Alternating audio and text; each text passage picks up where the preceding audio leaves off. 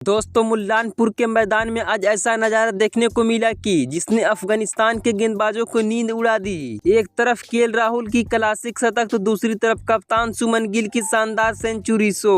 और फिर मैदान पे आया ऋषभ पंत जिन्होंने आते ही छक्के की बारिश शुरू होकर दी। साई सुदर्शन ने भी अर्धशतक और ठोककर अफगानिस्तान की मुश्किलें बढ़ा दी है। पहले दिन का खेल खत्म हुआ तो भारत का स्कोर 368 रन तक सिर्फ 3 विकेट पर पहुंच गई। अब सवाल ये है कि क्या भारत का 500 रन तक पार करेगा, क्या सुमन गिल दोहरा शतक लगाएंगे और क्या अफगानिस्तान इस मैच में वापसी कर पाएगा। चलिए जानते हैं अफगानिस्तान और इंडिया की सुहानी क्या था पूरी मैच की कहानी। तो दरअसल मैच की शुरुआत होता है भारत और बनाम अफगानिस्तान के बीच एकमात्र टेस्ट मैच का आगाज यानी हुआ है। आगाज मुल्लानपुर के मैदान पर हुआ है। कप्तान सुमन गिल ने टॉस जीतकर बिना हिचकिचाहट के पहले बल्लेबाजी करने का फैसला किया। पिच बल्लेबाजों के लिए शानदार दिख रही थी। भारतीय टीम बड़े स्कोर के इरादे से मैदान पर उतरी थी। भारतीय टीम की पारी की शुरुआत करने आते हैं यशस्वी जायसवाल और केएल राहुल यानी दोनों बल्लेबाज ने संभल कर शुरुआत किया। यशस्वी जायसवाल ने तो शानदार चौके लगाए और शुरुआत में ही रन गति रखी। यशस्वी जायसवाल 32 बॉल में 24 रन ही बना सके। भारत का पहला विकेट गिरा 41 रन पर। यशस्वी के आउट होने के बाद क्रीज पर आए साई सुदर्शन। इसके बाद जो हुआ अफगानिस्तान के गेंदबाजों को पूरी तरह से भारतीय टीम ने बैकफुट पर ढकेल दिया।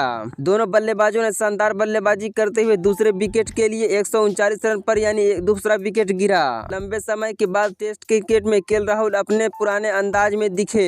केएल राहुल 165 गेंद में अपना शतक पूरा किया, जिसमें 11 चौके शामिल था। करियर के 12वें शतक था। हालांकि शतक पूरा करने में कुछ देर के बाद यानी आउट हो गए, लेकिन तब तक भारत का मजबूत स्थिति में पहुंच चुका था। तो साई सुदर्शन ने जीत लिया दिल। उन्होंने शुरुआत से ही आक्रमण बल्लेबाजी कर रहे थे, हर खराब गेंद पर यानी बाउंड्री मार रहे थे यानी चौके। साई सुदर्शन ने 104 गेंद में 81 रन की शानदार पारी खेलते हैं, जिसमें 13 चौके शामिल था। वह शतक की ओर बढ़ रहे थे लेकिन 81 रन पर ही आउट हो जाते हैं। फिर भी उन्होंने भारतीय टीम को यानी मजबूत स्कोर तक पहुंचा दिया था। जब केएल राहुल और साई सुदर्शन आउट हो जाते हैं तो कप्तान सुमन गिल ने पारी को संभालते हैं। तो दोस्तों गिल की बल्लेबाजी देखकर ऐसा लग रहा था कि जैसे वह नेट में बल्लेबाजी कर रहे हैं। शानदार टाइमिंग और क्लासिक कवर ड्राइव और बेहतरीन फुटवर्क, उन्होंने बेहद शानदार अंदाज में अपना शतक भी पूरा किया। सुमन गिल ने 143 गेंद में 103 रन की शानदार पारी खेले, जिसमें 11 चौके शामिल थे और 1 छक्के।